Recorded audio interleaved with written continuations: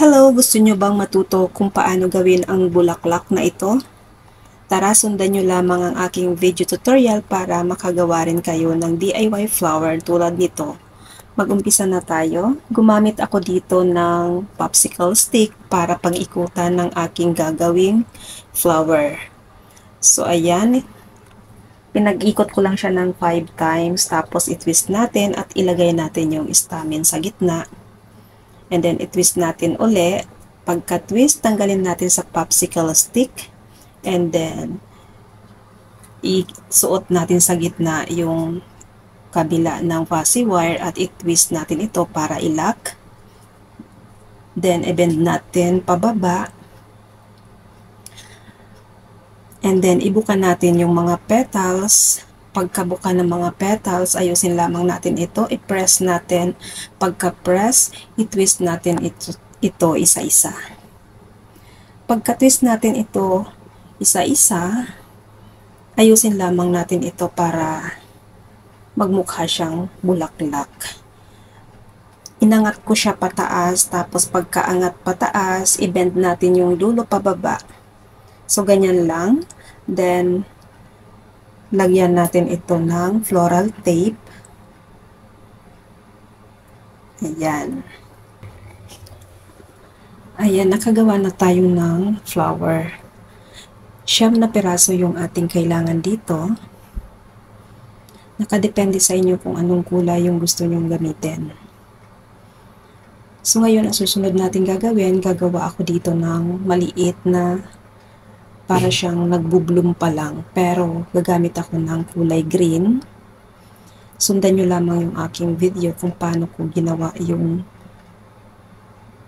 bulaklak na nagbubloom pa lang. So, ganyan lang. Then, i-twist natin ito 1 by 1. Then, i-lock natin. Then, ayusin lamang natin ito. Tapos, i-close natin siya na para siyang nagbubloom pa lang. So, ayan, nakagawa na tayo. 2 peraso yung ating kailangan dito. Then, balutin natin ito ng floral tape. Tapos, ilagay natin yung mini flowers na ating ginawa. Diretso na natin tong i-assemble. 3 piraso yung ilalagay ko ditong mini flowers. Tapos, ayusin lamang natin ito. 2 ganitong style yung ating gagawin. So, next, yung isa naman, ang ating i-assemble. Sundan nyo lamang yung aking video, pareho lamang nung unang ating ginawa. 3 pirasong mini flowers lang din ang ating kailangan. Yan ay sa magkabilang gilid natin ilalagay, left and right. So, ayan, ganyan lang.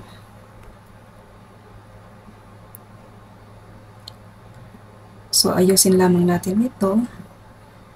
At ang susunod natin gagawin ay yung panggitna. Gagamit tayo dito ng floral wire para sa panggitna natin na arrangement ng flower. 3 pirasong mini flowers din yung ating gagamitin. Pero yung gitna dito ay mayroong dahon. Yung tutorial ko ng dahon kung paano ko siya ginawa, mayroon na akong tutorial nito na nai-upload sa aking Facebook. Pwede nyo na lang panoorin yun. So, ganyan lang guys. Then, ilagay natin yung dahon. Sundan nyo lamang kung paano ko siya in-arrange. Yan yung ating panglagay sa gitna. So, ayan. And then, yung ginawa nating kanina na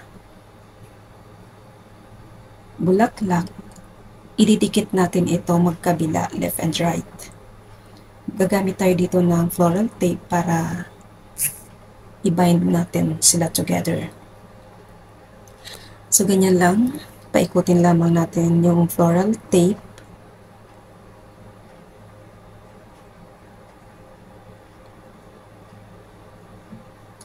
So, ayusin lamang natin ito. Nakagawa na tayo ng flower. Then, ilalagay natin ito sa small flower pot. I hope nakatulong. Thank you for watching. So, ayan guys. Sana nasundan nyo ang aking video tutorial kung paano gawin ang flower na ito. Ayan, thank you.